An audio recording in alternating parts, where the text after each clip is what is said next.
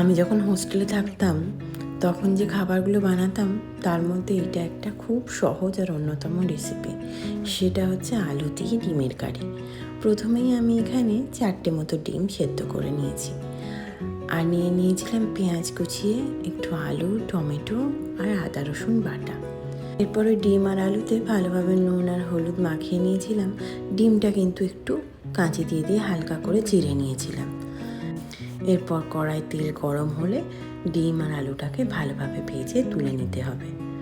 ওই তেলেই আমি দিয়ে দিয়েছি গোটা গরম মশলা, সামান্য একটু জিরে আর তেজপাতা।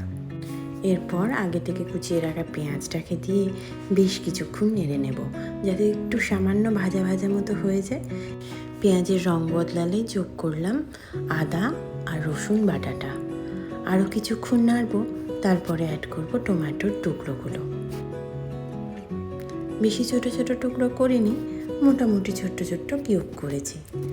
এইগুলোকেও ভালোভাবে নাড়তে থাকবো, যাতে তাড়াতাড়ি টমেটোটা সেদ্ধ হয়ে যায়, পেঁয়াজটাও একটু ভাজা ভাজা হয়ে যায়। এরপর রোজকার যা মশলা আমরা ব্যবহার করি, হলুদ গুঁড়ো, ধনে গুঁড়ো, লঙ্কার গুঁড়ো, জিরের গুঁড়ো, সামান্য একটু গরম মশলা পাউডার আর স্বাদ মতো নুন ছড়িয়ে দিয়ে ভালোভাবে পেঁয়াজ আর আদা রসুনের সাথে জিনিসটা মাখিয়ে নেব।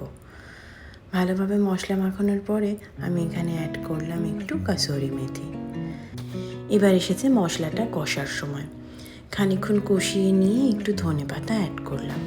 এরপরে একে একে ডিমগুলো আর আলুগুলো কড়াতে দিয়ে ভালোভাবে মিশিয়ে দেব মশলাটির সাথে। এবার দিলাম সামান্য একটু গরম জল।